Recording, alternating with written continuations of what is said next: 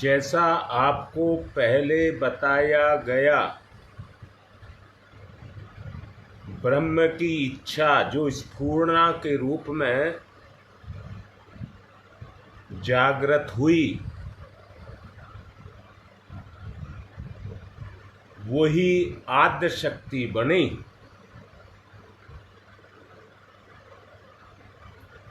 और आद्य शक्ति से वो 3 गुणों की उत्पत्ति हुई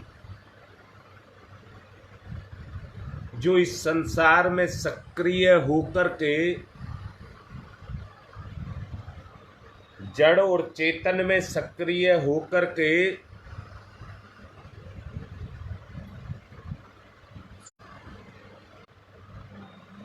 आज तो नेट बहुत दुखी कर रहा है।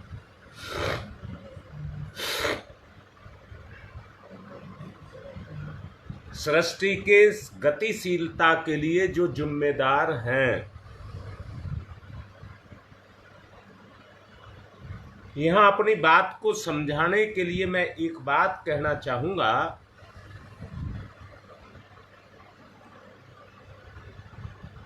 इस ब्रह्मांड में आकाश तत्व के अंदर एक तत्व है, उसको कहते हैं ईथर, जो संपूर्ण सृष्टि का जिम्मेदार है, सूक्ष्म प्रकृति का जिम्मेदार है। जैसे रेडियो स्टेशन से संपर्क को बना करके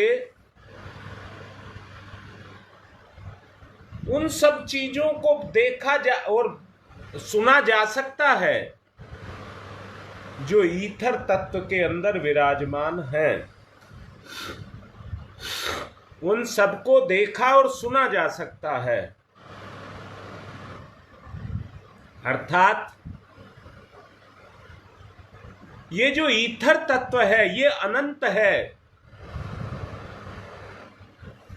और जितनी भी घटनाएं हैं वो सब इसी के अंदर समाई हुई हैं,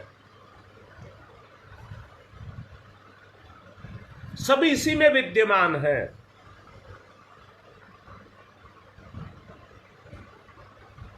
सब चीज का पूरी। कई व्यक्ति ये सोचते होंगे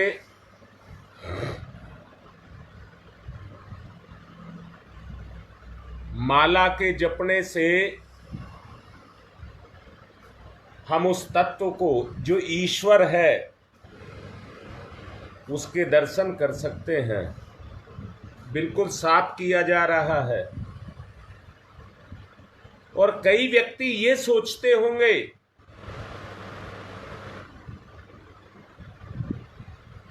हमें सिद्धियां मिल जाएंगी, और कोई कुछ सोचने की बात सोचता होगा और ये भी सोचता होगा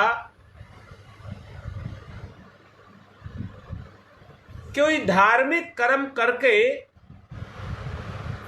हम मुक्ति को पा जाएंगे।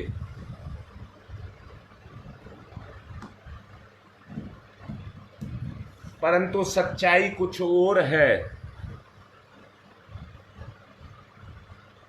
और सच्चाई जो है वो ये है कि सूक्ष्म लोक में यानी कि ईथर तत्व में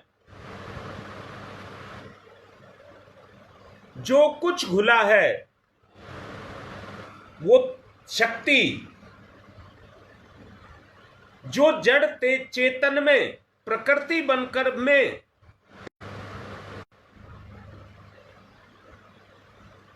अगर उससे आपका संबंध हो गया तो आपको वो सब मिल जाएगा जो आप सोच भी नहीं सकते।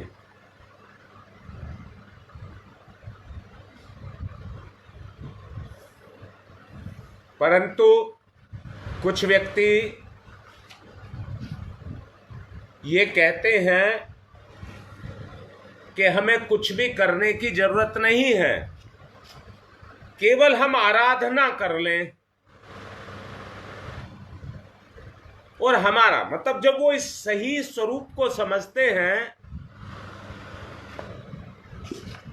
कि जब इन सब का जप करने का, उपासना का, साधना का कोई महत्व नहीं है,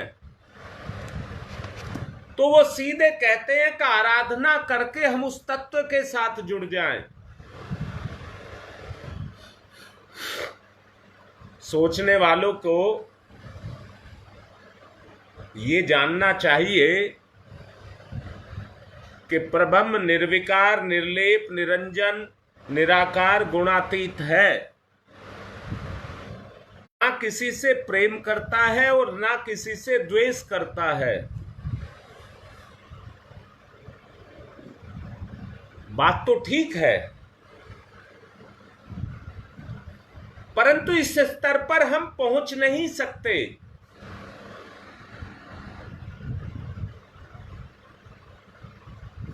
तीनों तत्वों के साथ, यानी कि तीनों गुणों के साथ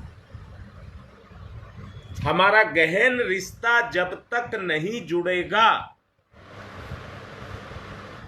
तब तक उस आद्य शक्ति के साथ हमारा, आप सीधे सीधे वहां तक नहीं पहुंच सकते। वहां तक पहुंचने के लिए आपको उस पूरे तरीके का, सिस्टम का इस्तेमाल करना होगा।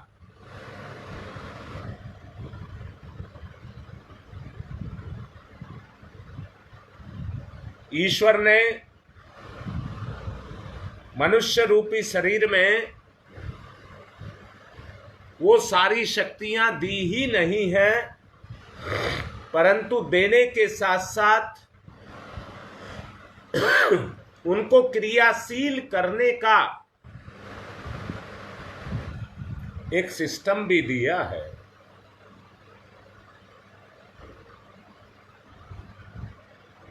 सूक्ष्म लोक में अगर अंदर से हमारी पकड़ उस पर होने लग गई,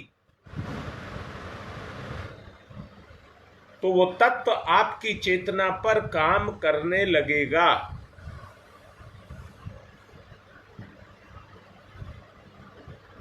प्रकृति का वो आच्छादन जो त्रिगुणात्मक के रूप में आपके ऊपर छाया हुआ है,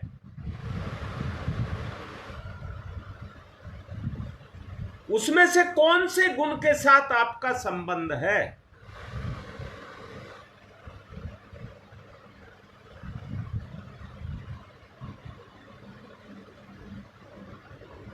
जिस गुण के साथ आपका संबंध जुड़ गया, वही आपकी चेतना में क्रियाशील होने लग जाएगा। दूसरी बात कह रहा हूं, आप चाहते हैं ईश्वर को, उस सूक्ष्म तत्व को पकड़ना,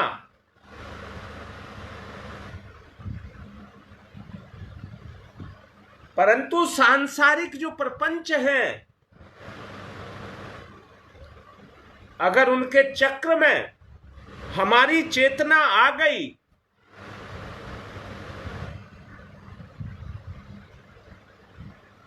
तो वो आपकी स्थिति को बिगाड़ देगा।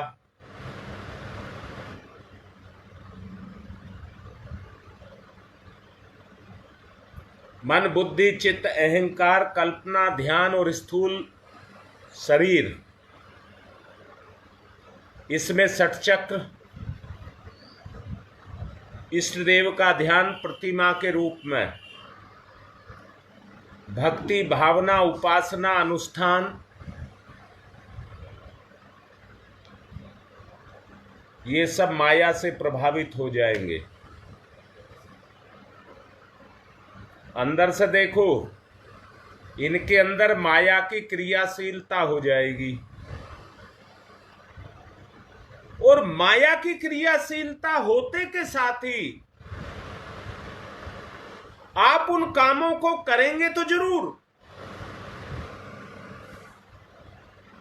परंतु मात्र एक दिखावा और समय का खपाना ये बनकर के वो रह जाएगा। जिस उद्देश्य को आप पूर्ण करना चाहते हैं, उस उद्देश्य की पूर्ति आप नहीं कर पाएंगे।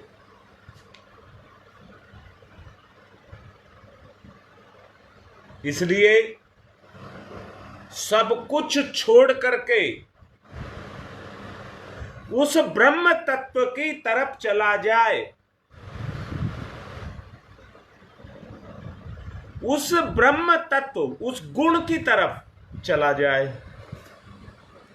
और एक बात जान लेना, गुण ही गुण को वर्तते हैं।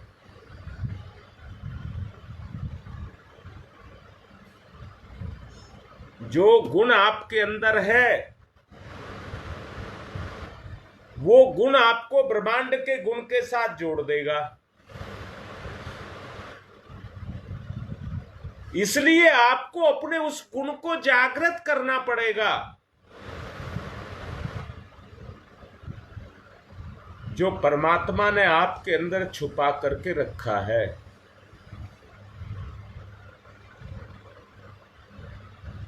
जब तक आत्म चेतना का प्रकाश उस गुण पर नहीं पड़ेगा,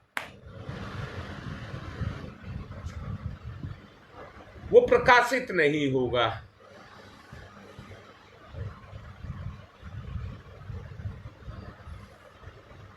जैसे जल में जाना हो तो जलयान की आवश्यकता है, वायु में जाना हो तो वायुयान की आवश्यकता है।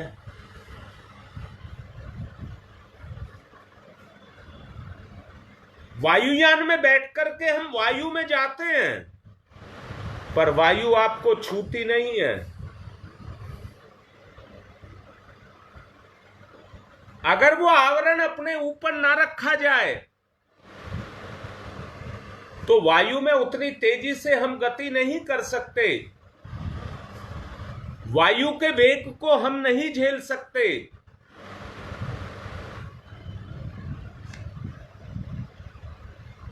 इसलिए वायुयान के अंदर जाकर के बैठ जाते हैं जो बाहर की वायु को छूने नहीं देता है।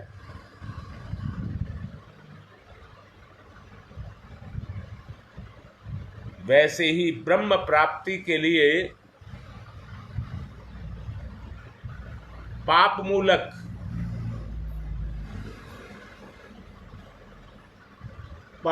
मूलक दुर्गुण से हमको बचना होता है।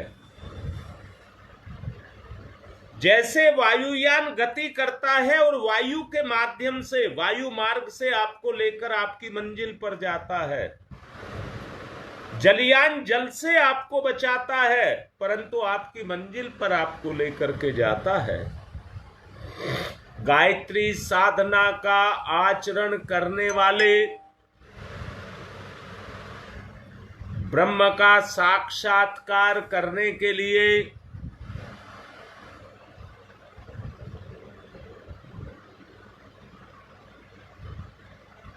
साक्षात्कार का अनुभव गायत्री के रूप में अपने गर्भ के अंदर, गायत्री गर्भ के अंदर गायत्री के उस तत्व को लेकर के अपनी चेतना से उस चेतना का पोषण करते हैं। ये निचोड़ है।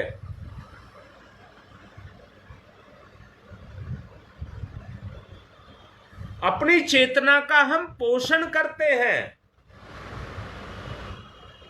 इसलिए गायत्री वो शक्ति है जो अपनी शक्ति से हमारे दोष, दुर्गुणों, पापों, सब विकारों को मिटाती है।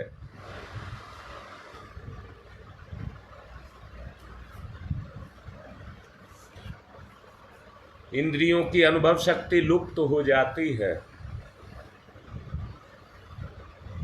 उस अवस्था में पहुंचने पर इंद्रियों की गति बंद हो जाती है या कहिए लुप्त हो जाती है। इसलिए मुक्ति और ईश्वर प्राप्ति करने वाले गायत्री मिश्रित ब्रह्म की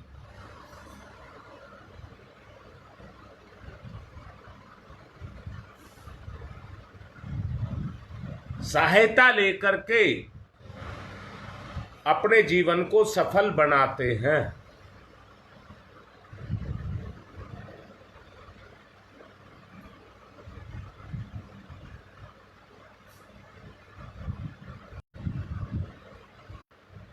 इस दुनिया में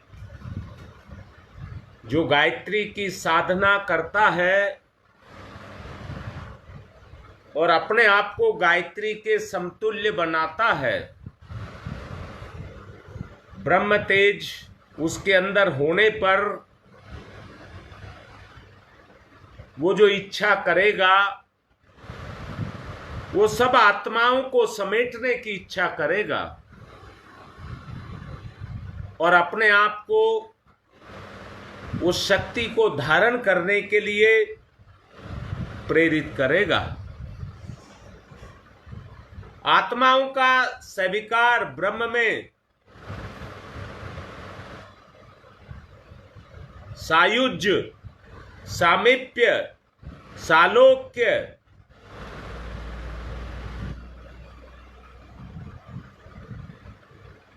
और सारूप होने पर दोनों में कोई भेद नहीं रह जाएगा।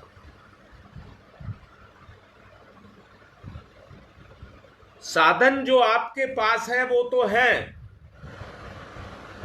परंतु सूक्ष्म रूप में गायत्री आपकी प्रकृति में जाकर के आपका साधन बन जाएगी।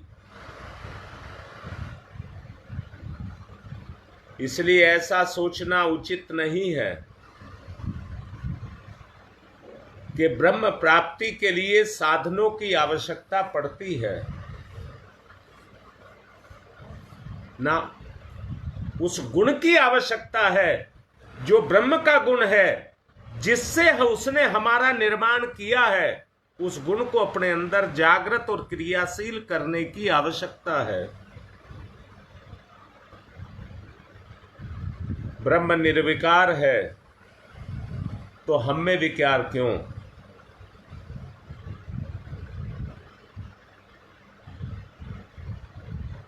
केवल प्रकृति जिसके अंदर गायत्री रूपी शक्ति विद्यमान है, उसी का हम सहारा लें।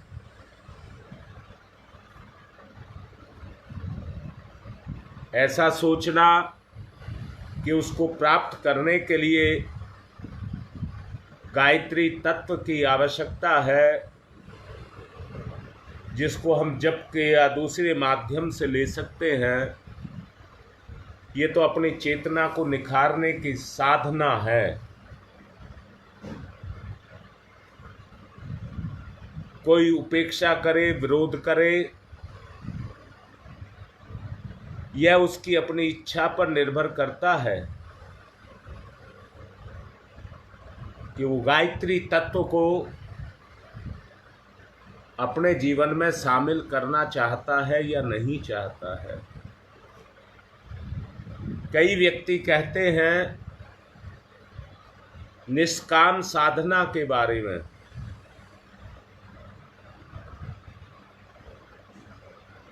निष्काम भाव से अगर हम करते हैं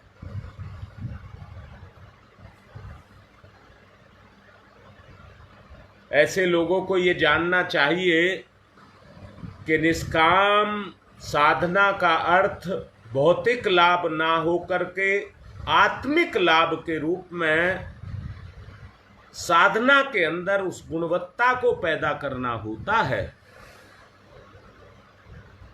जिसके परिणाम स्वरूप हमारी चेतना को गति मिलती है। अपनी शक्ति का अपव्यय ना किया जाए, उन्हें किसी कामनाओं में, इच्छाओं में खर्च ना किया जाए।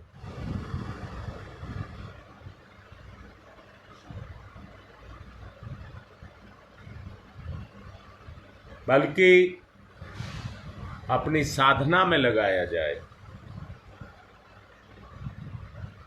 गायत्री का प्रथम पाद श्रीम कहला।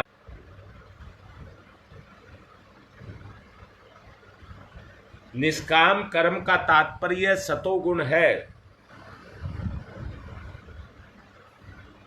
आध्यात्मिक कामनाओं से ऐसी कामनाएं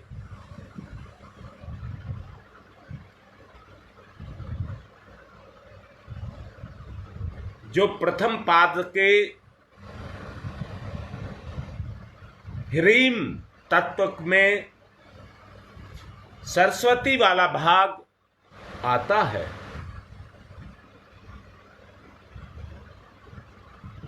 इसलिए निष्काम भाव की साधना उपासना करने से मनुष्य उस श्रेष्ठ संस्कार को अपने अंदर जागृत करता है।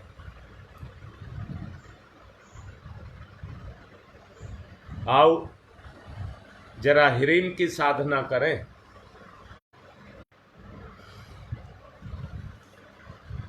अपने आप को अंदर से खाली कर दें।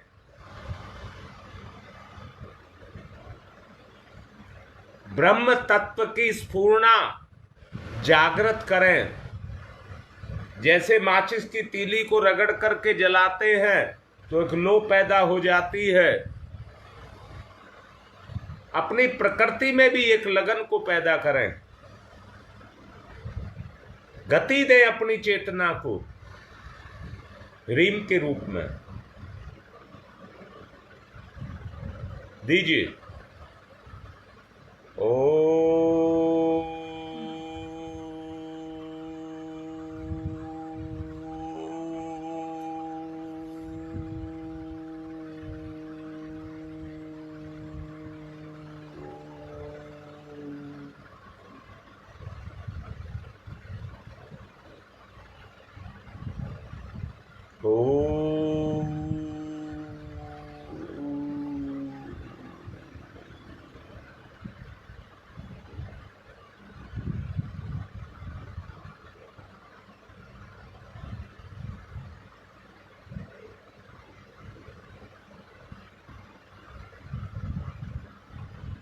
उस तत्व को अंदर से आत्म तत्व को जागृत करिए।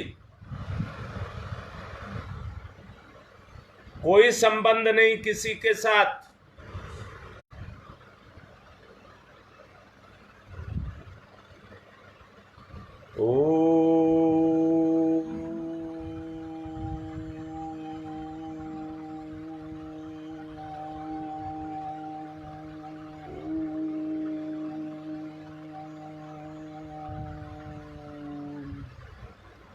रिश्ता जोड़ें, अंदर से रिश्ता जोड़ें।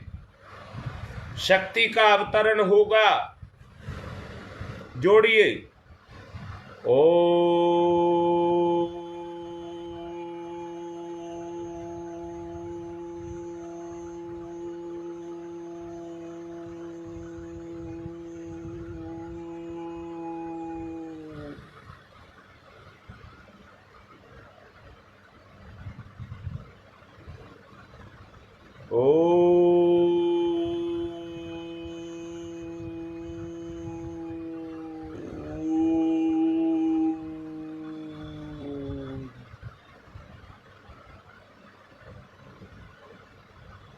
ब्रह्म तत्व के साथ रिश्ता, इधर उधर ना भटकें।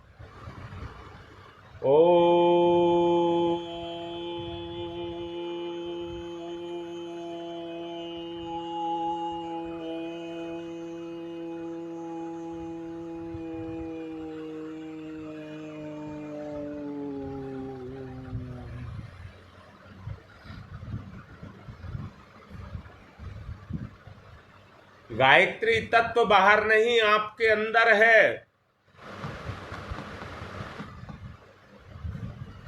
अंदर से उसको जागृत करें।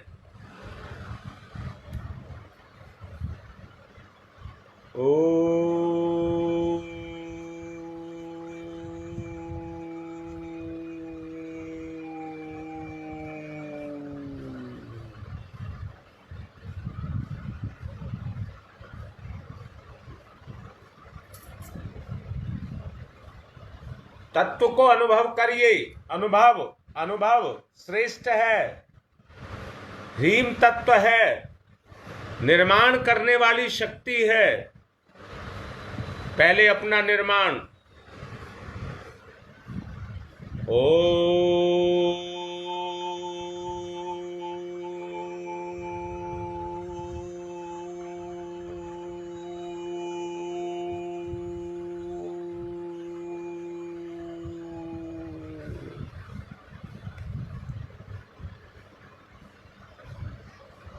अनुभव करिए, बस अनुभव में आएगी ना, ओम करने से आएगी। अंदर का आभास करिए, वो शक्ति है। ब्रह्मांडवादी व्यापी शक्ति के साथ उसका संबंध बना रहे हैं। मेरी चेतना पर वो क्रियाशील होगी। जहां पर भोग विलास कामनाएं इच्छाएं बैठी हैं, उनको अलग हटाना है। ओ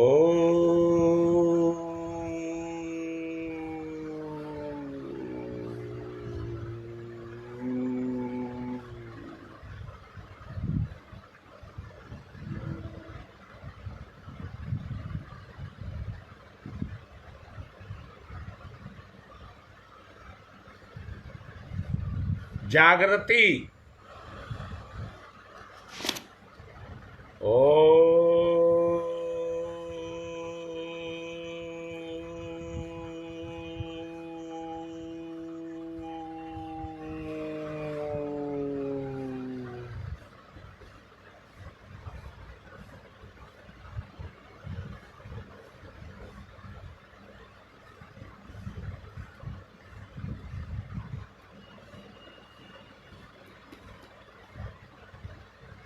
ब्रह्म शक्ति।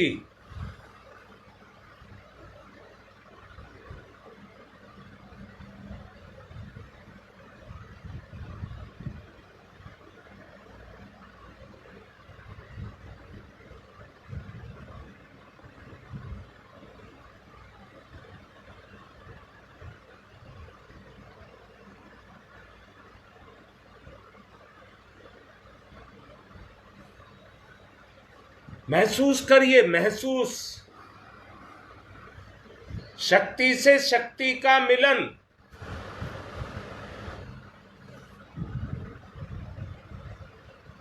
ब्रह्म की शक्ति।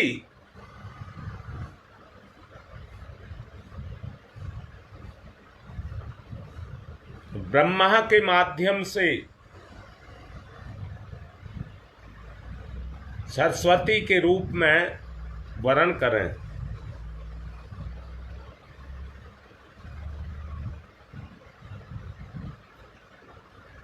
कण कण में जीवन के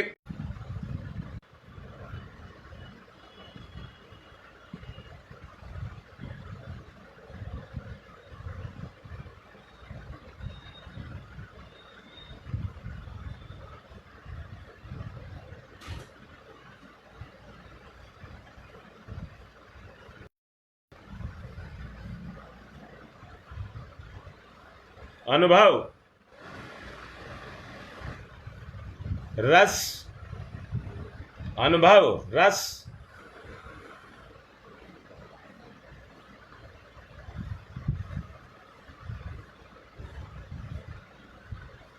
आत्मिक रस।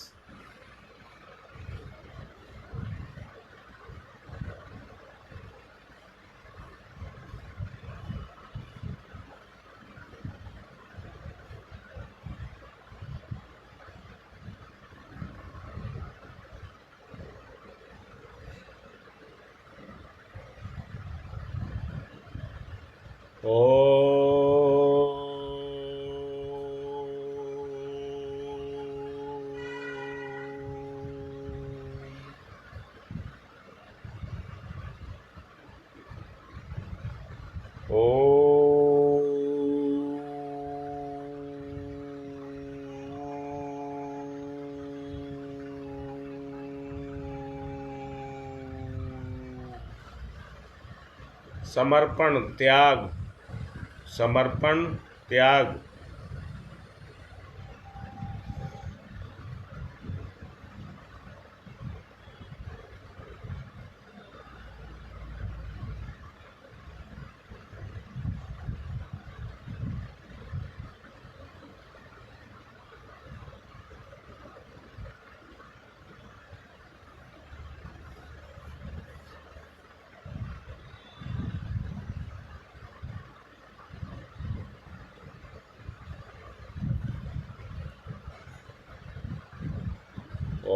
ओम तम सोमा ज्योतिर्गमय।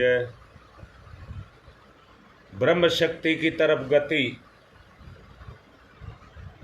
ओम तम सोमा ज्योतिर्गमय।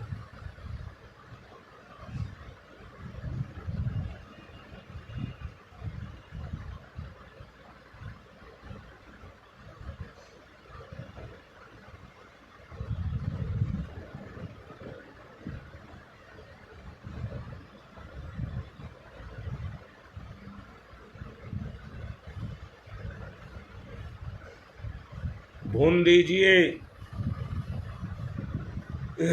बुराई को भून दीजिए। तस्य वितुर्वरेण्यम। 3 गुण भूर्भुवः स्वः।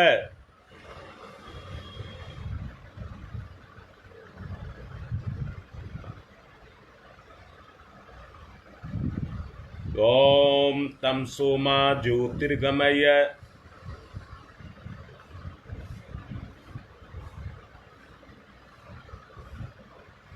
ओम तम सोमा ज्योतिर्गमय।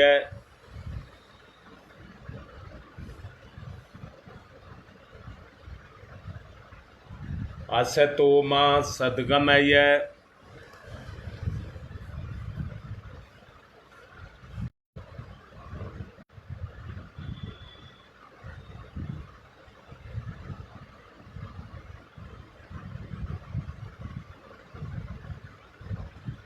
असतो मा सद्गमय।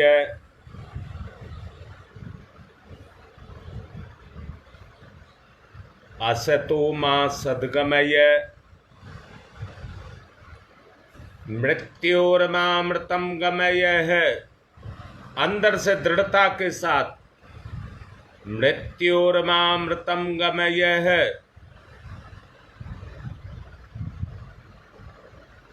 मृत्योर्मामृतम गमय है।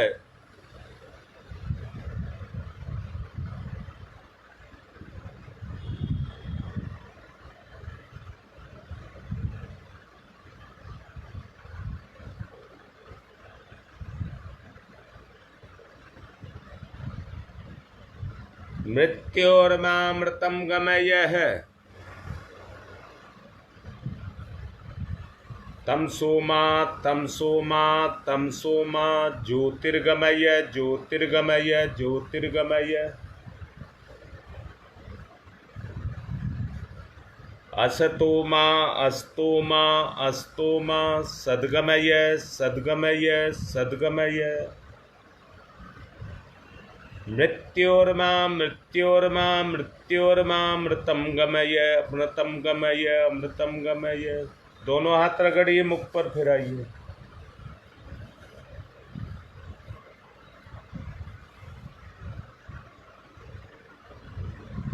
अनुभव करना, जो अभी मिला है उसको अनुभव में लाना। ये संसार और ये मेरा तन, ये मैं नहीं हूं, इससे अलग हट करके हूं। अनुभव करना। पुराण की कथा सही समय 2:30 बजे शुरू हो जाएगी, इसलिए 2:15 तक सब पहुंच जाना और सबको सूचना देना अपने आसपास। आज की बात समाप्त।